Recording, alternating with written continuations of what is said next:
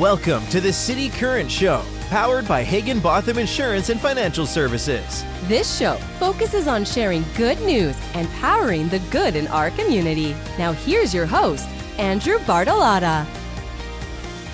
Welcome to the cityCURRENT Show, where we bring you inspiring stories of individuals and organizations making an impact and powering the good in our community and around the globe. I'm your host, Andrew Bartolotta, and joining us is Alessia Citro, a dynamic entrepreneur and author whose journey from tech giants to a habits and high-performance coach is a testament to the transformative power of intentional living and aligning with one's higher self. So join us as we delve into the world of habits, personal growth, and the unique insights Alessia brings to the table. Thank you so much for joining us. Thank you for having me, Andrew. I'm so happy to be here. Of course. So let's start it off with what inspired you to really dive into the world of habits and personal development? The short answer is that it's because I needed it. I don't know how many of you, or even you, Andrew, can relate to this, but so often we get in these boom and bust cycles where things are going really, really great. We're grinding, going real hard, and then we get burnt out. And I was tired of living in that constant ebb and flow, and I wanted to get on an even keel so that I could have harmony throughout my life. And it was really habits that led me to that. I love that because I can relate, and there seems to be seasons that come and go when it comes to being burnout or feeling overwhelmed. And I'm really excited to dive into habit forming and the importance of habits as well, because they are so paramount to being successful. So give us a sneak peek into the higher self habits method that you practice and preach, and how it can benefit individuals seeking lasting change. This was actually the framework I used to transform my life and create a number of healthy habits, as well as stop a number of unhealthy ones, not the least of which was that I no longer drink alcohol. And while I didn't have a name for it at the time, this was the method that I used to get me to a point of just being in a much happier, healthier state. So there's 5 stages to it. The first stage is awareness. If we're not aware of a problem, there's no way to fix it. So I take the reader or those in my programs through a series of exercises that they can do to really become aware of what is holding them back and what are those invisible barriers that they keep bumping up against. Something that both my clients and I frequently say is that we seem to not be able to get out of our own way. So once you know what is in your way, you can overcome it. Then the second stage is alignment. The approach that I take to habits is a lot different than many of the other books that are out there, as well as programs, because I view it holistically. So much of the time we only look at the behavioral component, but I believe that we are spiritual beings having a physical experience, not physical beings having a spiritual one, right?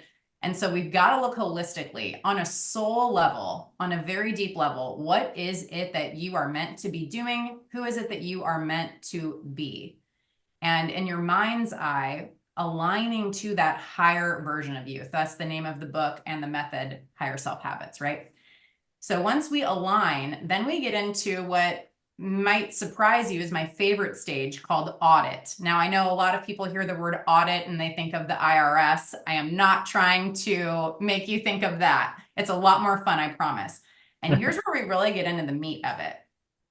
So I wish I could have a visual for you as you listen to this, but use your imagination if you can.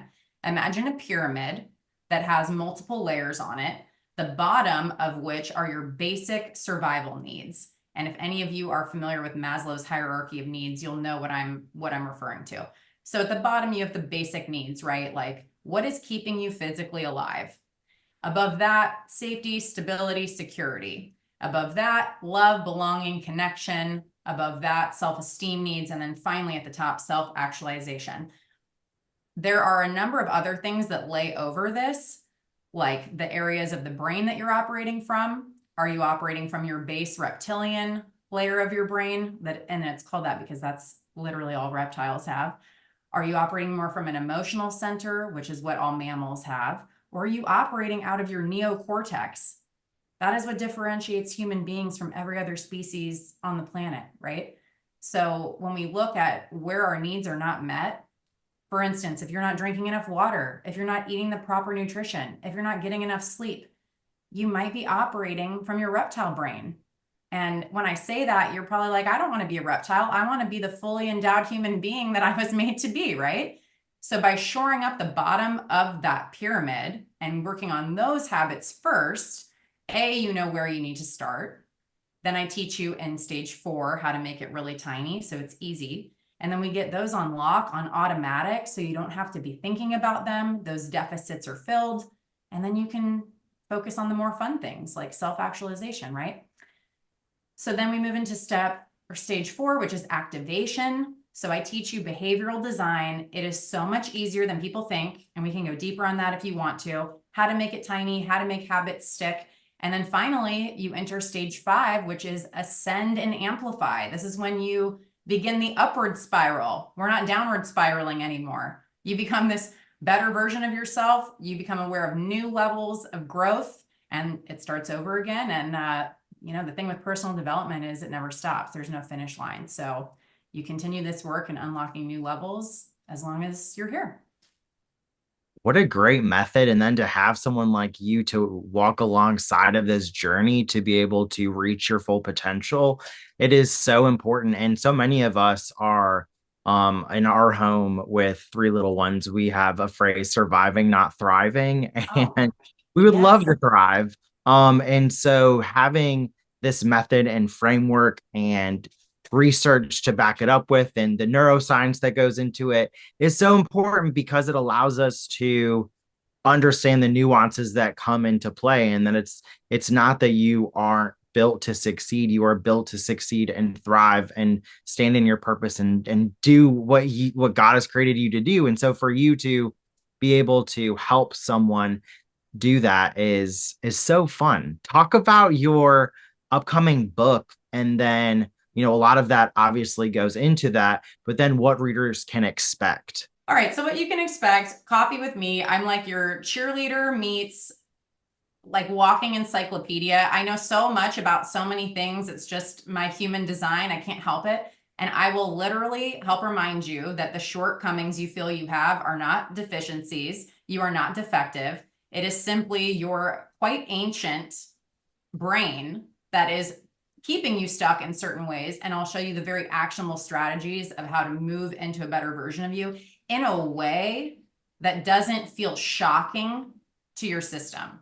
You do it really little by little by little so that over time, that waterline rises versus you get a flood and, it's like it's too much at once. So that, if I had to put it in a nutshell, that is the book. And making it fun. I'm making habits fun again because they can be. Yes.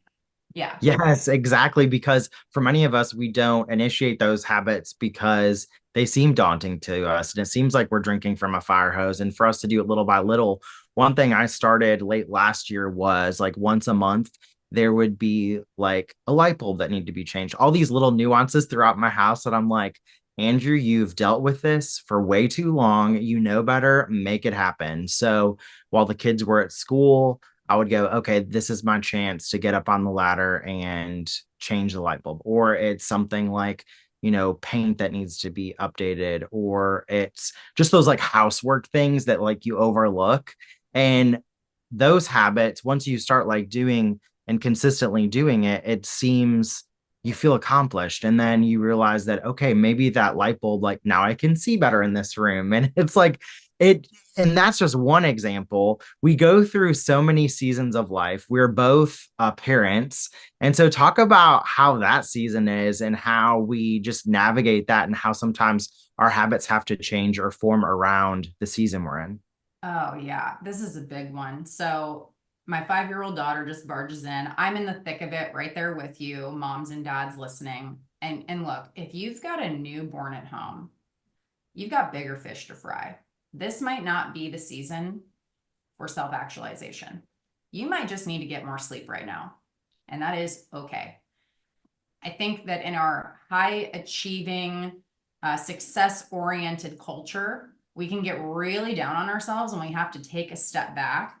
So part of this, and this is where the awareness and the alignment stages come in, is like being very honest with yourself. Where are you at right now? What really needs the attention? Instead of dealing with smoke, go deal with the fire so that the smoke stops. So as a parent, if like right now, my daughter is usually at school. They're on break right now for President's Day, President's Week, apparently, because it's the whole week. No, Lucky, a whole week for you? a whole That's week. Yeah. crazy. Yeah. And we don't ski or do anything like that. So we're just in the thick of it here at home. Oh, well, it's all good. So, looking at that, it's like, okay, well, what are my top priorities? She's home and I love spending time with her. So I'm going to do the work that needs to be done.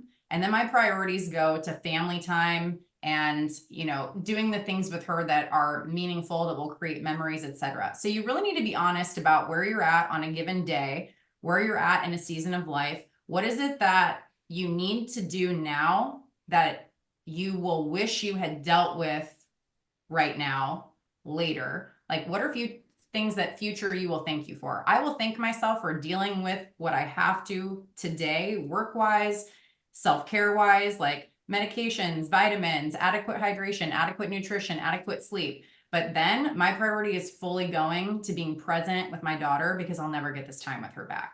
So today might not be the best day for me to be writing the book or reading a book, for instance. So just being really honest with where you're at and going from there, and giving yourself grace. We're all doing the best we can with what we have.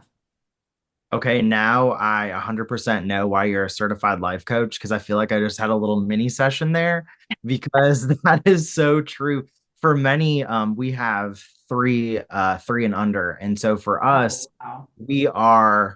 a lot of it can feel overwhelming at times. And so, as well as, your career ramping up the same time your personal career, your family achievements begin to rise as well. It can feel like you are stealing one from the other to be able to just play that game of chess. But for us to be able to say, hey, I need to prioritize and create habits around what's important for me and align them with my future aspirations is super important. So I love that you touched on that, because, you know, a lot of us need to hear that. And a lot of us need to remember that we are not in competition with others. We need to thrive in our own way and pace. And so, as a certified life coach, what are some of the common challenges that you see individuals facing when it comes to that personal development?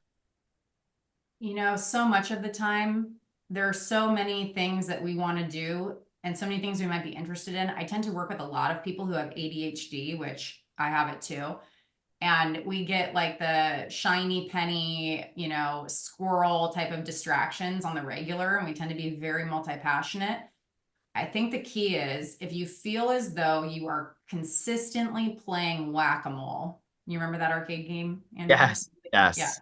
I like to play that in the arcade. I don't like to play it in my life. And it took a lot of false starts and painful lessons to finally figure out that I don't have to keep playing it. So really shoring up, like, what are the things that you need to deal with? And what are the things critically that will boost your confidence to make you feel capable of stepping into these better versions of you? So for instance, how did you feel after you changed that light bulb? You felt really good that you handled that, didn't you? Even though that was such a minor thing that you put it off because it seemed stupidly insignificant. Yes. I'm like, why am I wanting to design my own certificate of achievement? Yes. And actually, I love that you brought that up. That is a key component to all of this. After you do one of these seemingly insignificant tasks you've been putting off, celebrate that. It's very, very satisfying. It wires it into your brain by accessing that reward center, giving you the dopamine hit, and it's going to make you more likely to do it. So what are the things that are little that you keep putting off as you chase the quote unquote big things? Because shocker, the little things are actually the big things and will help you create that snowball effect as it rolls down the mountain, allowing you to do a whole lot more. So for instance, like, one of the things that I've had a client tell me has changed her life. This is like, it sounds funny when I say it because it sounds ridiculous.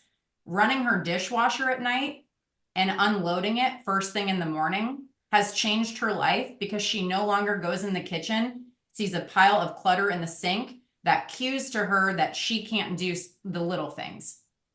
It's like these little tiny wins, and celebrating them, it expands your capacity so much. So find something that you've been putting off that will only take you a couple minutes to do or less. Do that thing, celebrate it, and watch your confidence begin to expand in a way that's going to seem ridiculous.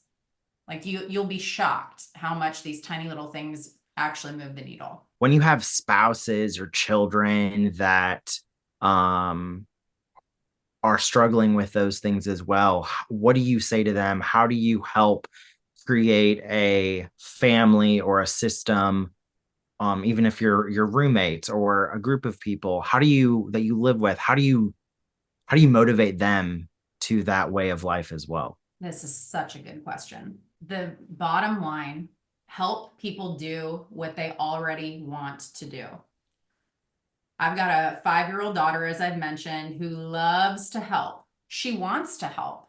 How can I make it easier for her to help? And actually, this is like the 4 components of all behavior. I use the acronym ACTS to remember it, ACTS. So ambition, do they want to do the behavior? C is capability. Can they do it or can they not? T is trigger. What's prompting or cueing them to do it? And then S, satisfaction, celebrating. So in the instance of my daughter, she wants to help. So I will make sure it's something she can do. She's at an age now where she can clear her plate and put it in the dishwasher. Sometimes the T, the trigger, is me reminding her to do it, which hopefully one day that will become automatic. I have no doubt it will. And then S, we make it satisfying. Celebrate her, high fives. Mel Robbins wrote a great book, The High Five Habit. High fives are a very underrated form of celebration. High five yourself in the mirror, high five other people. Everyone knows that feels really good. So celebrate your roommate, your spouse, your child, whatever their love language is. It might be words of affirmation, it might be physical touch, maybe acts of service, but do something that makes them feel very celebrated, and they are going to begin wanting to do the same things that you want them to do. But we don't use this in a manipulative way, only for good. Yes. Talk about your podcast, the themes that you explore on the show, and where people can listen. The podcast is In Habit with Alessia, Citro, and friends. So there's a mix of solo episodes where I'm typically going really deep on like the science behind affirmations and why they actually work. I have one where I talk about emotional freedom technique or tapping, how to do it, why it works. I like to back everything up with facts. There is enough fluff out there. And a lot of the stuff that I talk about, some people think is like woo-woo. Well, I will back all of it up. And if I can't, I don't talk about it. So there's that. And then I also have conversations with friends, with entrepreneurs, talking about various topics. One episode I just had with a friend was around cycle syncing. So if you are a woman in her menstruating years, that is one you want to check out, all about building your life and business around your cycle for like maximum benefits. But yeah, we kind of talk about everything. I don't really believe in TMI. So if you come on over there, just be ready. And you can catch that on Apple, Spotify, and Amazon Music. Tell us where you can pre-order your book, and then talk about how they can hire you as a coach. Yeah, well, I would love to connect with anyone who has heard something today that resonated. If you would like to pre-order the book, hopefully it will be coming out very, very soon when you're listening to this. And you can do that at alessiacitro.com. That's ALESSIACITRO.com/book.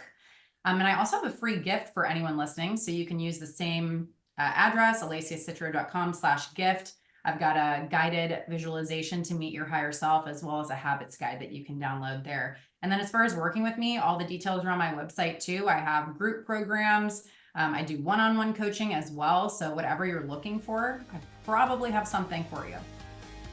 Well, Alessia Citro, we could talk to you all day about forming habits and developing our purpose and really striving to that. You are an incredible entrepreneur and helping so many people. I can't wait to read your book, and am going to listen to your podcast right after this. So Alessia Citro, thank you so much for coming on the show, empowering the good in our community and around the globe. Thank you, Andrew. It's been a pleasure.